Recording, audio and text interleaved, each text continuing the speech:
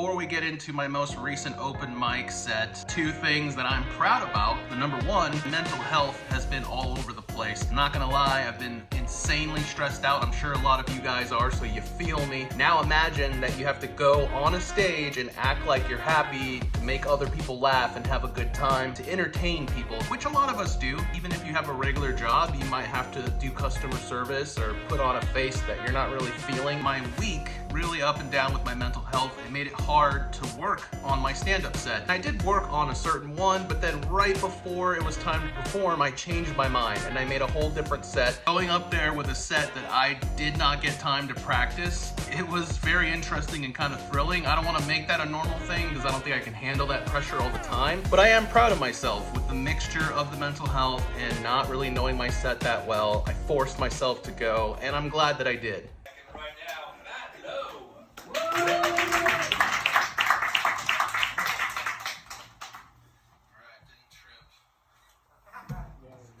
Every time I'm like, just don't trip, and then from there, who cares if you bomb? Because if I fall, I'm just not getting up. Anyway, the guy left, but I purposely didn't say I was STD free because I was trying to be funny, so just thought I would clear that up. It does go with my set though. Earlier this week, I went to Planned Parenthood to do an STI test. Woo! I'm responsible. No, nothing exciting. I was on dating apps and I started noticing people bragging about testing regularly, and I don't have a lot going on in my life. And I'm really competitive, so I was like, you know what, let me get some dopamine. Let me go take a test that I know I'm gonna pass. And then when I get the results, I can print it out, frame it, put it above my bed, right next to my typing speed test. 130 words per minute. That's real. What the fingers do. When I was practicing, I'm like, don't say the finger thing, dude. No, but the waiting room, the lobby, very interesting, very packed. LA's out here fucking, dude. Bunch of horny freaks out here.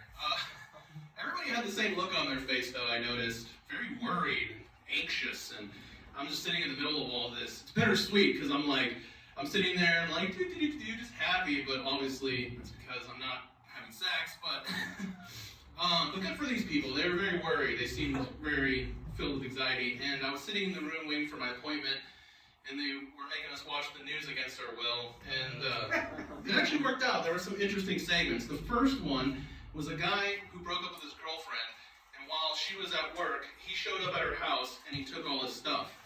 And then when she got home, and they didn't say this in the news segment, but I just like to imagine that she had to take a shit.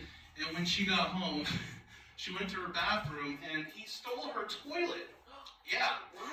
He was a plumber and he just straight up jacked her toilet from her bathroom. And I was like, that is a boss ass move, dude. It's very shitty. It's very petty move. Some might say porta petty. That's right. The best comic in LA. Thank you. Oh my god. I didn't imagine it would go that well. No, that's pretty messed up. But the other segment was more interesting to me. It was about the officials at the Olympics reversing a ban against the Olympic athletes from having sex at the Olympics. Yes! Right? Just in case some of you horny freaks are thinking like, they had an Olympic sport where we could watch them having sex. That's not what I mean. But that would be awesome. If there was just like a gladiator-style orgy in the middle of the arena.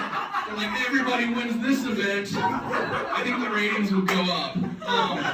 But no, they noticed that the athletes were like going to other athletes' rooms like after the competitions. And then they were also getting like on the dating apps. And I'm just like, now I have this fantasy because you have to imagine these athletes are training all year, they're eating the best food, they're around the hottest people, their lives are so neat.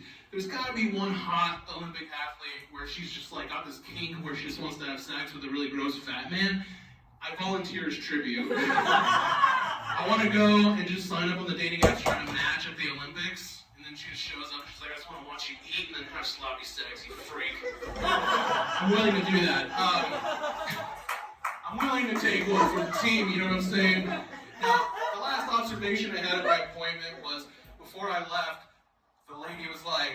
would you like some condoms? And I wasn't ready for that question. I don't know why.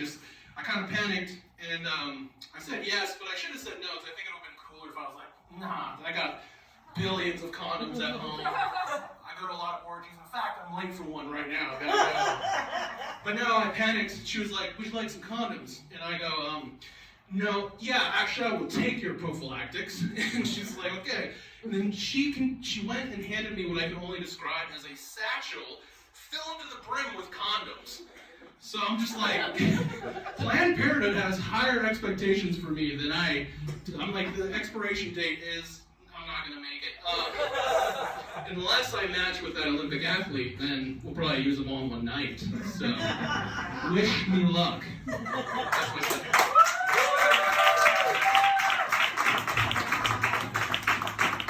All right, now that I got a chance to rewatch that set, it has been a couple of days, so I'll say for sure I'm still very proud of myself that I went up there. I think I did a really great job for all the factors that were involved. There was a good crowd there. It was a lot of fun. I was definitely in a lot better of a mood after it was all finished. There are a lot of things I need to fix about this set for sure. When people laugh really hard, you have to figure out how to ride the wave.